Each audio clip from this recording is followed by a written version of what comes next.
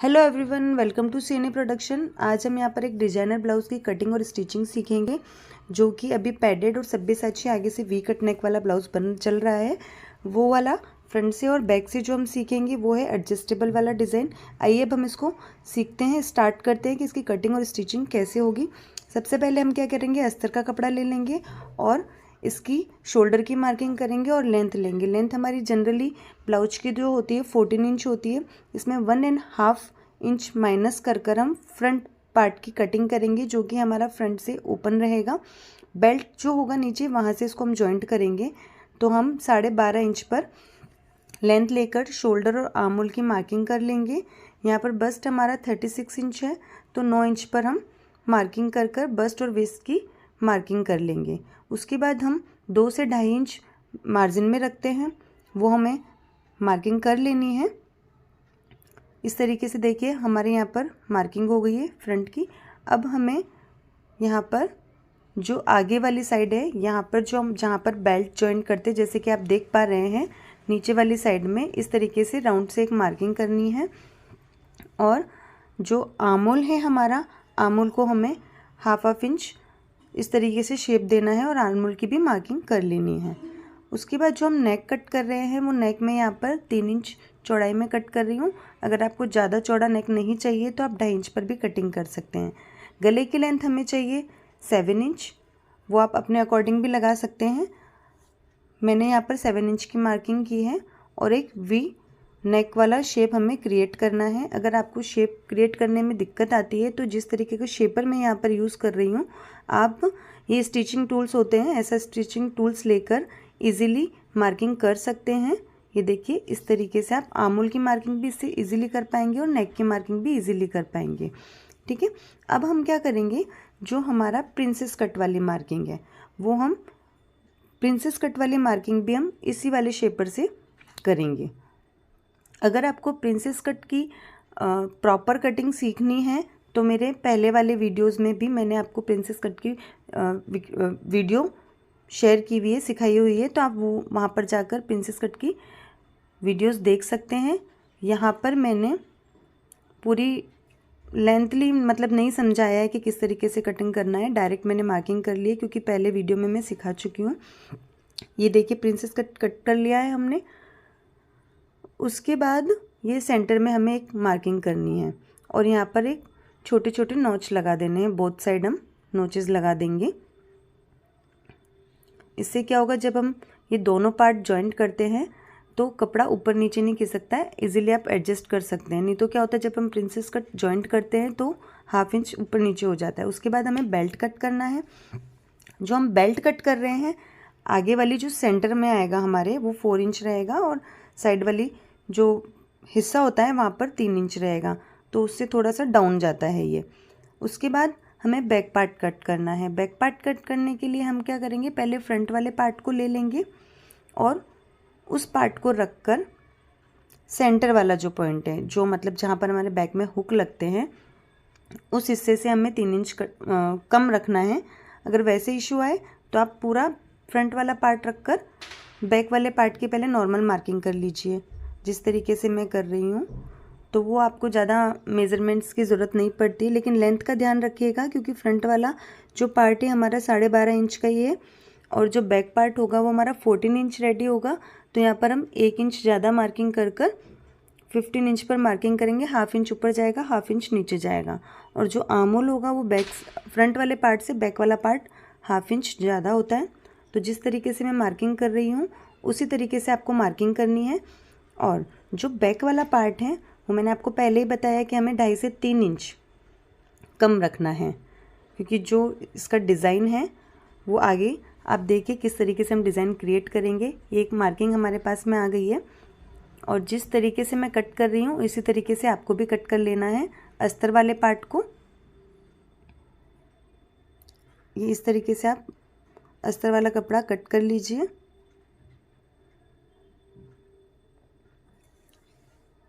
और ये कट करने के बाद हमें क्या करना है, जो हमारा मेन फैब्रिक है, यहाँ पर मैं ये वाला डिज़ाइनर कपड़ा ले रही हूँ, वो मटेरियल हमें लेना है।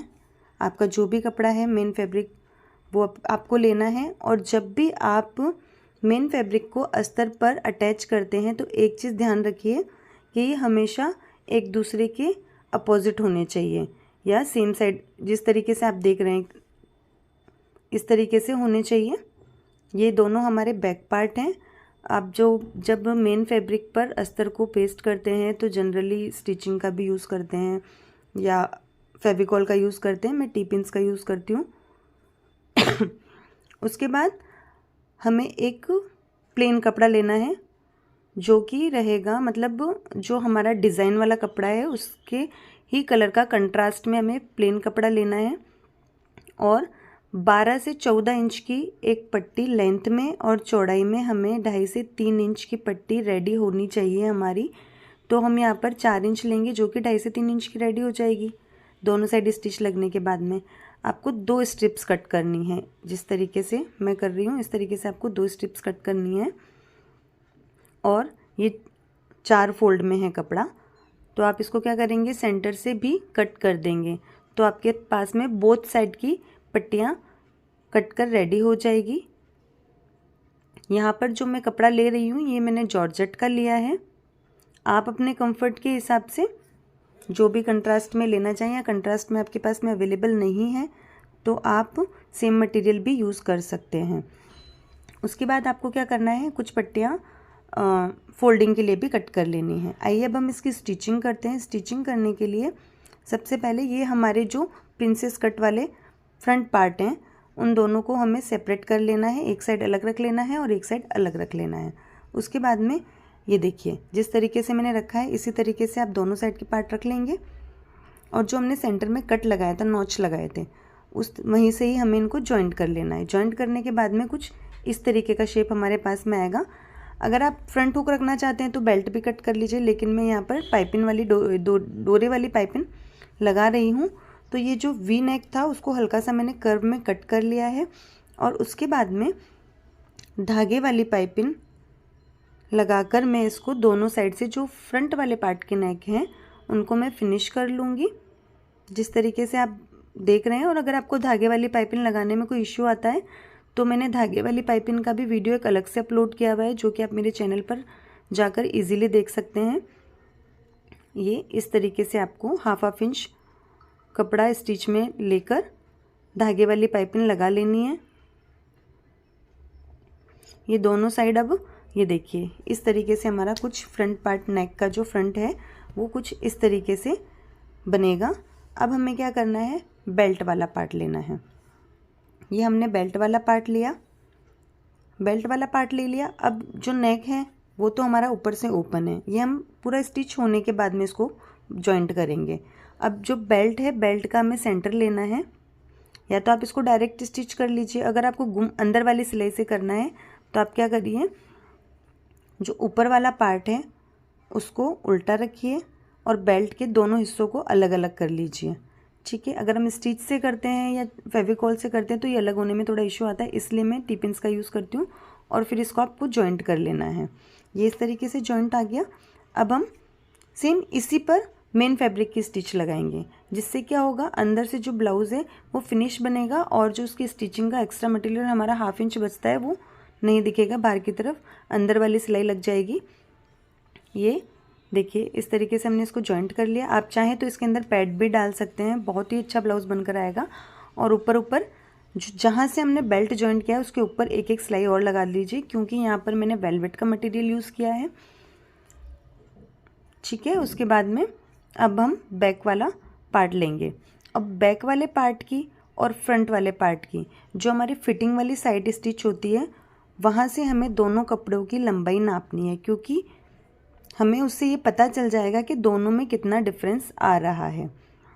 और जितना भी डिफरेंस आएगा उससे हाफ इंच कम पर हमें बेल्ट को फोल्ड कर कर फिनिश कर लेना है, क्योंकि अभी ये जो हमारा बेल्ट वाला एरिया है वो तो इसमें जॉइंट हो गया है। अब जब हम बैक वाला पार्ट इसके अंदर जॉइंट करेंगे साइड से तो ऐसा होता है कि हाफ इंच ऊपर हाफ इंच नीचे आ गया। तो आप जब भी फ्रंट और बैक को नीचे से फिनिश करें तो नाप कर करें, तो बाद में ये वाला इशू नहीं आएगा। अब ये हमारा फ्रंट पार्ट जो है वो रेडी हो गया है। अब हम पीछे वाले दोनों पार्ट लेंगे जो कि कुछ इस तरीके से हैं। इसमें हमें क्या करना है, इन टी पिन्स को निकालना है और ½ इंच फोल्ड करना है। इस तरीके से देखिए ½ इंच हम फोल्ड करेंगे और ये हमें कंटिन्यू नीचे तक इसको फिनिश कर देना है। इस तरीके से आप ½ इंच फोल्ड करते जाइए और जब भी ये फोल्ड इस तरीके से आप फोल्ड करें तो बैक वाला हिस्सा ऊपर रखिए। उससे क्या होता है ना, जो मेन फैब्रिक होता है, अगर अस्तर वाला हिस्सा हम नीचे रखते हैं तो जो मेन फैब्रिक है उसमें से अस्तर थोड़ा बाहर की तरफ दिखता है। तो आप हमेशा अस्तर वाले मटेरियल को अस्तर वाले पार्ट को ऊपर की तरफ रखिए। उसके बाद में आपको पीछे की तरफ डाट डाल देने हैं जो कि वेस्ट की फिटिंग के लिए होते हैं। ठीक है, इस तरीके से आपको दोनों साइड डाट डाल लेना है। अब जो हमारे पास बीच का पार्ट है वो खाली रह गया है। अब आएगा हमारा मेन डिज़ाइन आपको कैसे बनाना है। जो हमने ये 4 इंच की, 4 का डबल होता है 8 इंच, ये 8 इंच की जो हमने जॉर्जेट की स्ट्रिप्स कट किए थे, इस तरीके से आपको स्टिच लगानी है। और आपको एक साइड से तो इसको पूरा बंद कर लेना है, फिर नीचे की तरफ कंटिन्यू स्टिच लगानी है। ठीक है, नीचे तक हमने स्टिच लगा ली। अब एक साइड उसका और ओपन रहता है तो इसको हमको पूरा पैक नहीं करना है। इसमें हमें 1 इंच का गैप रखना है, मतलब सिलाई लगानी है। ये जो हमने मार्किंग की है वहाँ तक इसको सिलाई को पक्का कर लें, फिर स्टिच रोक दें और फिर नीचे वाले निशान से हमें कंटिन्यू वापस स्टिच लगानी है। तो उससे क्या होगा, हमारे पास में बीच में 1 इंच की ओपनिंग रह जाएगी और फिर हम इसको सीधा कर लेंगे। सीधा करेंगे तो बिल्कुल फिनिश हो जाएगा। इसी तरीके से आपको दोनों पट्टियाँ सीधी कर लेनी है। मैं सीधा करने के लिए यहाँ पर एक तार का यूज़ कर रही हूँ, आप भी ऐसे ही कुछ तार का यूज़ करें तो ये इजीली हो जाएगा। अगर आप किसी और चीज़ से करना चाहेंगे तो इसके कॉर्नर फिनिश नहीं बैठेंगे। ये आपको इस तरीके से, ये देखिए हमने इसको सीधा कर लिया है। और सीधा करने के बाद अगर आपको कोई इशू आ रहा है तो आप इसको आयरन कर कर थोड़ा और फिनिश कर लीजिए, क्योंकि ये जॉर्जेट का कपड़ा है, इजीली नहीं बैठता है। ये हमारे पास दोनों स्ट्रिप्स रेडी हो गई है। अब हमें क्या करना है, इसके सेंटर में जो हमने 1 इंच ओपन छोड़ा है उस वाले साइड में हमें इस पूरी स्ट्रिप जो फोल्ड होकर हमारे पास में 3 इंच की रेडी हुई है ना, इसके अंदर हमें 1 इंच की मार्किंग करनी है। जो हमने ओपन छोड़ा है उस वाले एरिया से सेंटर में, और एक सीधी निशान लगा लेना है इस तरीके से। इससे क्या होगा, हमारे पास में मार्किंग आ गई है। अब हमें बीच में जो हमने दोनों लाइंस क्रिएट की हैं उसके ऊपर हमें स्टिच लगा लेनी है। उससे जो सेंटर का पार्ट है वो अलग हिस्से में चला जाएगा और ऊपर के जो दोनों साइड हैं वो अलग हिस्से में चल जाएंगे। ये हमने स्टिच लगाकर इस पट्टी को रेडी कर लिया है। इसी तरीके से हमें दोनों साइड की पट्टियाँ रेडी कर लेनी है। और उसके बाद हमें चाहिए इस तरीके की डोरी। ठीक है, डोरी को हम इस तरीके से जो ओपन वाला साइड है वहाँ से इसको इसके अंदर पिरोना चालू करेंगे और इसके एंड तक हमें इस डोरी को पिरो देना है। तो हमारे पास में इस तरीके के गैदर्स शो होंगे। और ये पिरोने के बाद में आप क्या करें, इसको ऐसे पकड़कर एक पक्की सिलाई लगा ले, जिससे क्या होगा कि ये डोरी फिक्स हो जाएगी। ये इस तरीके से आपको पक्की सिलाई लगा लेनी है। इससे डोरी फिक्स हो गई। और अब हमें क्या करना है, सेम दूसरी साइड भी इसी प्रोसेस से इस डोरी को फिक्स कर लेना है। अब हम जो बैक पार्ट है वो लेंगे और इन गैदर्स को थोड़ा खोल लेंगे, ताकि स्टिच में जब हम स्टिच लगाएं तो ये गैदर्स नहीं आए बीच में, उधर प्लेन कपड़ा ही दिखे। और इन दोनों पट्टियों को जो हमने रेडी किए डिज़ाइन के लिए, हम बैक पार्ट में स्टिच कर लेंगे। और स्टिच करेंगे तो बस यही चीज़ आप ध्यान रखिए कि थोड़ा सिलाई को पक्का रखिए। इस तरीके से हमने इसको जोड़ लिया है। और दूसरे वाले साइड पे भी हमें सेम प्रोसेस रिपीट करनी है। नीचे वाले साइड को हम पहले ही फिनिश कर चुके हैं और उसके बाद हमें इसको इसके ऊपर जॉइंट कर लेना है, जिससे कि ये देखिए इस तरीके से आपके गैदर्स बिल्कुल फिनिशिंग से आएंगे। दोनों साइड हमारे रेडी हो गए हैं, बैक वाले राइट एंड लेफ़्ट दोनों पार्ट इस तरीके से रेडी हुए हैं। जो डोरी है वो ध्यान रखिए, मैंने यहाँ पर थोड़ी सी मोटी डोरी इसलिए बनाई है क्योंकि एक तो वेलवेट का मटेरियल है और जो हमारा ब्लाउज टक होगा वो उस डोरी पे ही होगा। हाँ, लेकिन ये ब्लाउज़ बनाने का एक फ़ायदा ये है कि अगर एक 1.5 इंच कभी कभी होता है कि हम लोग मोटे हो गए और ब्लाउज़ में थोड़ा सा लूजिंग वाला प्रॉब्लम आता है, तो इस वाले ब्लाउज़ में आपको वो प्रॉब्लम नहीं आएगा। ये इस तरीके से हमारा बैक पार्ट रेडी हो गया है। अब हम फ्रंट पार्ट लेंगे, इसके शोल्डर जॉइंट कर लेंगे। शोल्डर जॉइंट कर लिए हमने।